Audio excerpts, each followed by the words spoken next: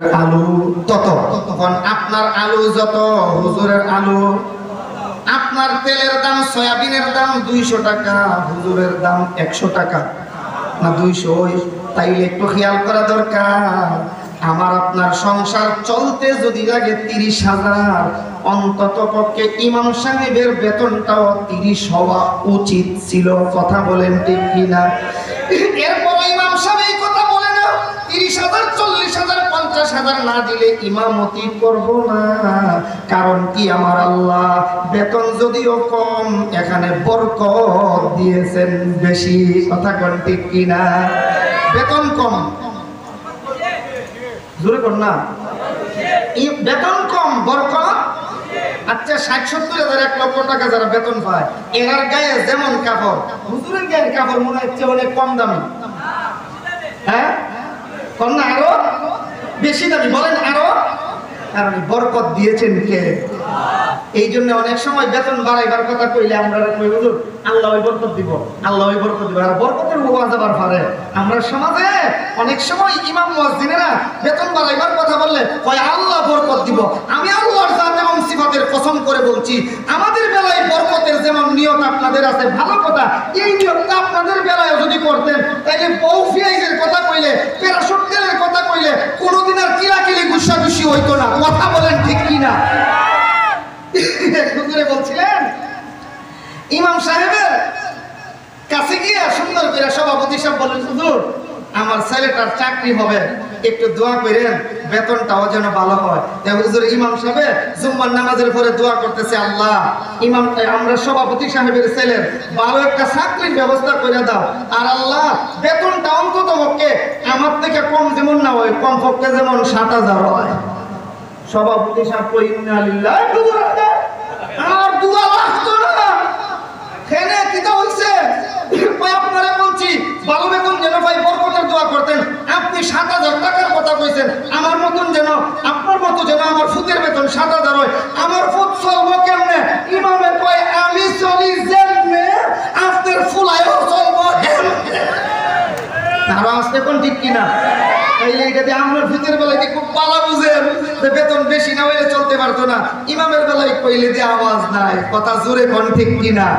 এই জন্য আল্লাহ আমাদের শুভবুদ্ধির উদয় করে দাও, আমাদের বুদ্ধিটা যেন শুভবুদ্ধি হয়। আল্লাহ কবুল ফরমান, সবাই বলি আমিন।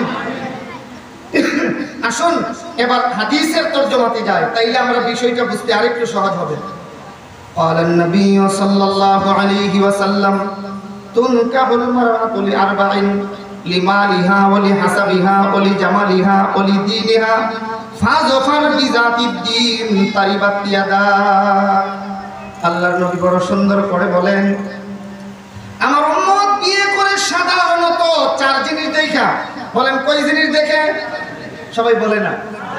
তুনকাহুল মারআতু লিআরবাইন, 4 জিনিস দেখে আমার উম্মত সাধারণত বিয়ে করে। লিমালিহা, অনেকেই অনেক সময় সম্পদ দেখে, সম্পদ নাজায়েজ না, ঠিক আছে, দেখার কথা বলছেন। মেয়ের বাড়ির সম্পদ যৌতুক হিসাবে আনার কথা বলেন নাই। মালের দরকার আছে, আপনার মেয়েটা আপনার বাড়িতে লালিত পালিত হচ্ছে, যেইভাবে যেই ঘরে যেই বাথরুম ব্যবহার কইরা, ছেলের বাড়িতে গিয়া যদি এমনটা না পাই, অনেক সময় বিবাহ বিচ্ছেদ ঘটে। এই জন্য মাল দেখতে হবে। আনার কথা বলছি না, দেখার কথা। বলেন কিসের কথা? ওলি হাসাবিহা, কেউ কেউ মাল দেখে না, বংশ দেখে। বংশ বলেন, বলেন কি দেখে? আরেকটু জোরে কর। ওলি দিন, ওলি হাসাবিহা, ওলি জামালিহা। মাশাআল্লাহ, লম্বা টাইম আছে আমরা 11টা পর্যন্ত। আল্লাহ কবুল করেন, সবাই আমিন বলি। ইনশাআল্লাহ আমরা 11টাই ছাড়বো ইনশাআল্লাহ, আরো 24-25 মিনিট আছে। বলেন কয় জিনিস দেখে বিয়ে করে? 4টা। লিমালিহা, বুঝছেন তো? ওলি হাসাবিহা, বংশ দেখে। ওলি জামালিহা, সৌন্দর্যতা দেখে, সৌন্দর্যতা। নানি জিজ্ঞেস করে, কিরে বেটা তুই এমন মেয়েটাকে কেমনে বিয়ে করলে? কই নানি বংশ ভালো। বংশ কি ভালো? নদীর জল ঘোলাও ভালো, জাতের মেয়ে কালো ও ভালো। এই জন্য আমি জাত দেখছি, জাত। এই মেয়ের যে বিয়ে করছি, মেয়ের নানা আলিম হাফেজ, মেয়ের বাবাও চরিত্র ভালো, আলিম, ভালো বংশের, এই জন্য বিয়ে করলাম। 3 নম্বরে বলি জামালিহা, অনেকে সৌন্দর্যতা দেখে। পাশের বাড়ির একজনে জিজ্ঞাসা কি আব্দুর রহমান, বিয়ে যে করলে এত কালো মেয়ে কেন বিয়ে করলে, সুন্দরী মেয়ে কেন তালাশ করলি না?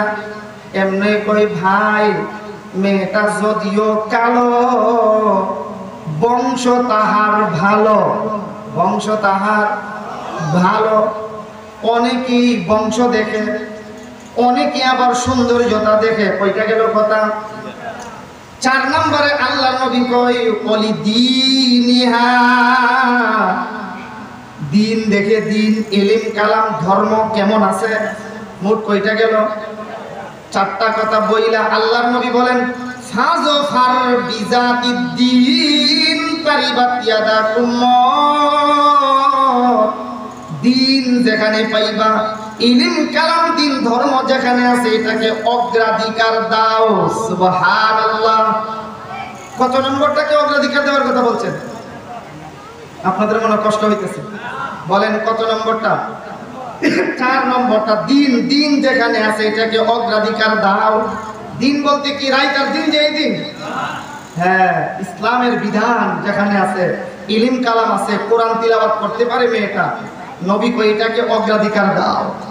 এটা বলে নবীজি আরো 2টা কথা বলছেন, ফাজফার বিজাতিদ্দিন, যদি তুমি দিনকে অগ্রাধিকার দাও বা না দাও তো হবে কি? ওই ফাজফার বিজাতিদ্দিন, তুমি দিনকে অগ্রাধিকার যদি দাও, তাইলে ফাজফার বিজাতিদ্দিন, দিনকে অগ্রাধিকার দাও। তারিবাত ইয়াদা, যদি দিনকে অগ্রাধিকার না দাও, তোমার 2 হাত যেন ধ্বংস হয়। দিনকে অগ্রাধিকার না দিলে ধ্বংস, এক অর্থ। আরেক অর্থ হলো তারিবাত ইয়াদাকের আরেক অর্থ হলো, তুমি যদি দিনকে অগ্রাধিকার দাও, তারিবাত ইয়াদা, তোমার হাতে যেন ধুলা লাগে, ধুলাই মলিন হয়। ধুলাই মলিন হওয়ার অর্থ আবার 2টা। আমরা অনেক সময় দোয়া করি আর বলি, আল্লাহ আমার ছেলেটারে কিছু জমির মালিক বানাও, বলি কিনা? আল্লাহ একটু মালিক বানাও, আরে কন্যা, বলি কিনা? তাইলে এটা বদদুয়া নয়, সুদুয়া। এটা কি? সুদুয়া। আর একটা হইলো বদদুয়া। বলে কেমনে?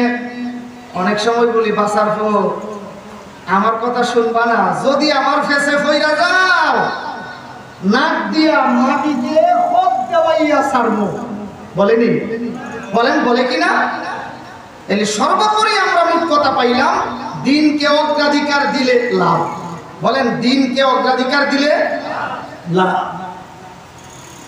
শাইখুল হাদিস আল্লামা হাফেজ জুনাইদ বাবুনগরী রাহিমাহুল্লাহ বড় সুন্দর করে বলেছিলেন, প্রথমটা তো হলো মাল সম্পদ। এটার কথা নবীজি বলেন নাই, কেন? মাল সব সময় থাকে না। বলেন, বলেন, মাল সব সময়। বংশের বাহাদুরিও সব সময় থাকে না, ক্ষমতা সব সময় থাকে না। শাস্ত্রে বসছে 2 বংশের ছেলেরা, হঠাৎ করে একটা একটু কথা বলে উঠছে, আর এমনি ভাষার ছেলে ছিল আরেক দলের লোক। হ্যাঁ, ওইটাকে তুমি একটা কথা বলবে, সর দিয়া রাত্রি বেলায় দেবো। ওই কি হয়েছে আর কি হয়েছে, তুই দুইটা দেবো। আরে আর কপালে 3 বেলা কেন হয়েছে কি? হ্যাঁ, ওইটা কয় আগের দিন নাই রে নাতি, কাটাল খাইতা রাতারাতি, আগের ক্ষমতা নাই, আগের বাহাদুরি দেখাইলে আর হবে না। কথা বলেন ঠিক কিনা? ওই বংশের ক্ষমতা, দলের ক্ষমতা সব সময় কথা কয় না। বলেন, সব সময়। জমানা বয়ে কাহাল রাহতা নাহি, গুজাশতা জমানা ফের আতা নাহি। কাল বা জমানা একরকম থাকে না, অতীতকাল কোনোদিন ফেরত আসে না। বলেন অতীতকাল কোনোদিন ফেরত আসে না। এই জন্য বংশের বাহাদুরিও সবসময়। 3 নম্বরে বলি জামালিহা, হাদিসের ব্যাখ্যা গ্রন্থে উল্লেখ করা হয় সৌন্দর্যের বাহাদুরিও সবসময় থাকে না। রেল স্টেশনের মধ্যে 7 বছর পরে খালাতো বোনের সাথে সাক্ষাৎ, এক বোন আর এক বোনরে দেখা ডাক দিছে, মরিয়ম আফা। মরিয়ম আফা কই, তুমি কে? আমি জামিলা। ওয়াল্লাহ জামিলা, তুই না এত সুন্দরী ছিলে কেন? জামিলা অর্থ লাবণ্যময়ী সুন্দরী। বলেন জামিলা অর্থ লাবণ্যময়ী। তোর সুন্দর কেন তো? বাবা বিয়ে হয়েছে 7 বছর হয়েছে, আমার বাচ্চা হয়েছে 5টা বাচ্চা হইলে কি আগের রূপ লাবণ্যতা ঠিক থাকে? তাইলে বোঝা গেল রূপ লাবণ্যতা সবসময়। লিমালিহা, মাল সবসময়। বলে হাসাবিহা, বংশ সব বাহাদুরি সবসময়। বলে জামালিহা, সৌন্দর্যতা সবসময়। এবার আসেন 4 নম্বরটাতে যাই, বলি দীনিহা। কুরআনুল কারীমের তিলাওয়াত শিখছে এক ভাই, আরেক ভাই শিখে নাই। যেই ভাই শিখছে, বাপ মরার পরে যখন জুদা হয়, মাল বন্টন হয়, বড় ভাই হাফেজ হইতে পারছে না, ছোট্ট ভাই হাফেজ। বড় ভাই কইবনি কি রে, বাপের মালের বন্টন যখন নিবে তো 30 সারা মুখস্থ করছিলে, 15 ফারা আমারে বন্টন করে দিয়া যা। এটার মধ্যে কোনো বন্টন আছে? ইলম কালাম দিন, এর মধ্যে কোনো বন্টন নাই, এটার মধ্যে কোনো ক্ষয় নাই। বলেন ক্ষয়। আর আসতে কোন ক্ষয়। এই জন্য মাল সবসময় থাকে না, বংশের বাহাদুরি সবসময় থাকে না, সৌন্দর্য রূপ লাবণ্যতা সবসময় থাকে না। কিন্তু দিন ধর্ম এটা দুনিয়াতে আছে, কবরে থাকবে, হাসরে থাকবে, মিজানে থাকবে, ফুলসিরাতে থাকবে, জান্নাত পর্যন্ত আমার আপনার সঙ্গী হিসাবে থাকবে। সুবহানাল্লাহ। এই জন্য হাদিস শরীফে আসছে 2টা জিনিস দুনিয়া থেকে শুরু করে জান্নাত পর্যন্ত যাবে। সুবহানাল্লাহ। কই জিনিস বলেন আবার কোন? 2টা সম্পর্ক দুনিয়া থেকে জান্নাত পর্যন্ত থাকবে। এর মধ্যে একটা হলো ঈমানের সম্পর্ক। ঈমান দুনিয়াতে আছে, এই ঈমান জান্নাত পর্যন্ত আমার আপনার সাথে থাকবে। সুবহানাল্লাহ। 2 নম্বরে হলে বিবাহের সম্পর্ক। এই আমাদের বিষয়ের সাথে মিলের হাদিস। নবীজি বলেন 2 নম্বরে হলো বিবাহ সম্পর্ক। বলেন কি সম্পর্ক? বিবাহ সম্পর্ক। এটাই স্বামী স্ত্রী 2 জনকে জান্নাত পর্যন্ত প্রবেশ করিয়ে দিবে। এমনকি হাদিস শরীফে আসছে দুনিয়ার বিবিটাকে ওই স্বামীর সাথে যখন জান্নাতে দেবে, বউটা যদিও দেখতে কালো, কিন্তু আমার আল্লাহ সুন্দরী বানাইয়া, যুবতী বানাইয়া, ওই হুরদের সর্দারিনী বানাইয়া জান্নাতে ঢুকাইয়া দেবে। 2টা সম্পর্ক দুনিয়া থেকে জান্নাত পর্যন্ত থাকবে, ঈমান আর বিবাহ।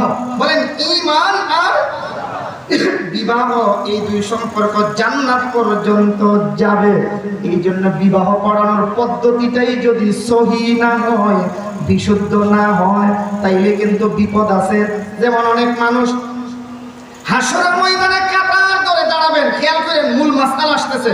কিভাবে দাঁড়াবেন? সবাই বলে না, কাতার ধরে দাঁড়াবেন। আল্লাহর সামনে কেউ কথা বলার মতো সুযোগ, ফেরেশতারা সহ দাঁড়িয়ে থাকবেন। ইয়াউমা ইয়াকুমুর রূহু ওয়াল মালাইকাতু সাফফান লা ইয়াতাকাল্লামুনা ইল্লা মান আযিনা লাহুর রহমানু ওয়া ক্বালা সাওয়াবা। আল্লাহু আকবার। ইয়াউমা ইয়াকুমুর রূহু ওয়াল মালাইকাতু সাফফান লা ইয়াতাকাল্লামুন ইল্লা মান আযিনা লাহুর রহমান। ওই দয়াময় প্রভু যাকে অনুমতি দিবে, সে ব্যতীত কেউ আল্লাহর সাথে কথা বলার সাহস পাবে। কাতার সব বন্দী হয়ে কাতারে দাঁড়িয়ে থাকবে, লা ইয়াতাকাল্লামুন, কেউই কথা বলতে পারবে। এমন সময় আমরা অনেকেই দেখব, সজাগ আছেন? আমি জানি সজাগ আছেন, এরপর মূল কথা বলতেছি, বলবো তো, এই জন্য আর দৃষ্টি আকর্ষণ করছি। আমরা দেখবো সুবহানাল্লাহ, হাসিবুল হাসান সাহেবের মাঝখানে আমি হাসরের মাঠে, সুবহানাল্লাহ, হাজারো হাজারো হাফিজুল কোরআন হাসান মুফতি মুহাদ্দিসের ছাত্র হাফেজ শেখ হুসাইন আহমদ দামাত বরকাতুমের সামনে আমি মাঝখানে আমি হাসরের মাঠে দাঁড়ানো, পাশে দেখা যাবে এমপি সাইদুল হক সাহেব, এর পাশে দেখা যায় মন্ত্রী সাহেব, এর পাশে দেখা যায় এলাকার খান সাহেব, এর পাশে দেখা যায় বড় মাতাব্বর সাহেব, সর্দার সাহেব, হাজি সাহেব, গাজী সাহেব, মুফতি সাহেব, সব ভিআইপি। বলেন সব কষ্ট হইতেছে, বলেন সব। আমরা অনেক নাদানের দলেরা কই আল্লাহ আমি দি ভিআইপি লেভেলের কাতারও, কি কাতারও কথা কোনা আরো জোরে কি লেভেল, ভিআইপি লেভেলের কাতারও। আল্লাহ আমরা কি বড় ধরনের কোন উপহার দিবা, বদলা দিবা? আল্লাহ বলবেন হ্যাঁ দেওয়া হয়ে গেছে। কি বলবেন বলেন, কি বলবেন? নাউজুবিল্লাহ কইবার লাগে রেডি থাকে না, কোন কয়েন না কোন সময় কোয়া লাগবো আমি বলতে হবে না, অবস্থা ওই কইব যে নাউজুবিল্লাহ বলতে হবে, তখন কয়েন একটু জোরে রেডি থাকে, আছেন রেডি? আমরা বলবো আল্লাহ বড় কোন উপহার দেবেন, আল্লাহর কুদরত থেকে আওয়াজ আসবে দেওয়া হয়ে গেছে। আল্লাহ কি দিছেন? বলবেন দেখো পেছনের দিকে মাথা ঘুরাইয়া দেখো সাইনবোর্ড দেওয়া আছে, এমনি আমরা সবাই তাকায়া দেখবো উপরে লেখা আছে ওই হাজি সাহেব, গাজী সাহেব, মুফতি সাহেব, মুহাদ্দিস সাহেব, চেয়ারম্যান সাহেব, মেম্বার সাহেব তোমরা সবাই জিনার আসামি। আরো জোরে কিসের আসামি? বলেন বলেন কিসের আসামি? এমনি মুফতি সাহেব কইব আল্লাহ জীবনও জিনা করলাম না, কেমনে জিনার আসামি হইলাম? ইমাম সাহেব বলবে আল্লাহ জিনা জীবনেও করছি না, কেমনে আসামি হইলাম? এলাকার মাতাব্বর কইব আল্লাহ বিবাহের তালাকের বা বিচ্ছেদের কোন মিটিং এর মধ্যে বসলে বউ বানতাম না, এটা জুরা তালি দিয়া কইতাম ওই হুজুরে দিয়া তওবা করাইলা, এইভাবে মিলাইয়া মিলাইয়া দিতাম। এমন সর্দার মনে হয় জেডা গ্রাম বা পুরা নাসিরনগরে একজনও নাই। দলিল দেয় বিয়া ভাঙ্গন, একটা সংসার ভাঙ্গন না মসজিদ ভাঙ্গন, এদিকে তওবা করে মিলাইয়া দে এমন পাবলিক আসেনি। আমি বলি বাজান যার কাজ তাকি সাজে, অন্যায় করলে লাঠি বাজে। ঠিক আছে মামলা হইতে কখনো মামলার ডরাইলে চলবো। হিদিন নাই একবার আমার রিক্সা বইয়া কয় হুজুর কোন হিদিন নাই, আগের দিন বাগে হয়ে লইছে, আরে জুড়ে কোন দিক কিনা, এই জন্য একটু জবাব দেওয়ার চেষ্টা করেন। আগের দিন নাই আর এখন আগের দিন অতিলকাল আইয়ামু নুদাবিলুহা বাইনান নাস। আল্লাহ পালা বদল করেন, ফালা বদল করেন, আমরা বরদাস্ত করতে পারি না। আমরা বলি আল্লাহ হুজুর রায়ে ওয়াতলা দোয়া করতেছে 17 বছর ধরে, হুজুর আর দোয়া দি দোয়া জায়গা কোনো কাম দিও না, কারণ হইছে বাজার মুফতি আমিনী রহমাতুল্লাহ আলাইহি দোয়া করে গেছেন আল্লাহ মুক্তাদেরকে ধরো ধরো ওয়াজাব করো। এই দোয়া কবুল হইছে 17 বছর পরে, কথা বল ঠিক কিনা? দোয়া কবুল হয়, আমরা সহ্য হই না, ধৈর্য ধরতে হয়, সহ্য করতে হয়। আল্লাহর মার আমরা কই না যে উস্তাদের মার ফাঁস রাইতে কি রেতে উস্তাদের মার শেষ রাইতে, উস্তাদের মার শেষ রাইতে। তো আল্লাহ ধরার সময় আল্লাহই ধরবেন, আল্লাহ ধরেন না, ধরলে কিন্তু ইন্না বাতশা রাব্বিকা লাশাদীদ। আল্লাহ ধরেন না, ধরলে ছাড়েন না। আল্লাহর ধরা বড় কঠোর ধরা। বলেন আল্লাহর ধরা বড় কঠোর ধরা। যাদের কাছে ঘুরতাম আর ফোন দিতাম ভাইজান আমার নামটা লিস্টিতে আসছে, এটা একটু ব্যবস্থা করা যায় কিনা, 20 দিন 25 দিন গেলে পাত্তা দিত না। হেরার বহু দলের নেতারা এখন আমরা ফোন দেয় ভাই ভাই একটু কষ্ট কইরা হেফাজতের মামলায় আমাদের জড়াই দিছে, একটু কষ্ট কইরা এটা একটু কিছু বুঝাইতে পারছি না মনের কথা। এইটা অতিলকাল আইয়ামু নুদাবিলুহা বাইনান নাস। আল্লাহ কোরআনে কয় আমি আল্লাহ ফারা বদলাই তোদেরকে একটু পরীক্ষা করে দেখি। অতিলকাল আইয়ামু নুদাবিলুহা। আয়ার একটু হাসরের মাঠে যাই, ফাঁকে দিয়ে দুনিয়ার মাঠ হইছিলাম।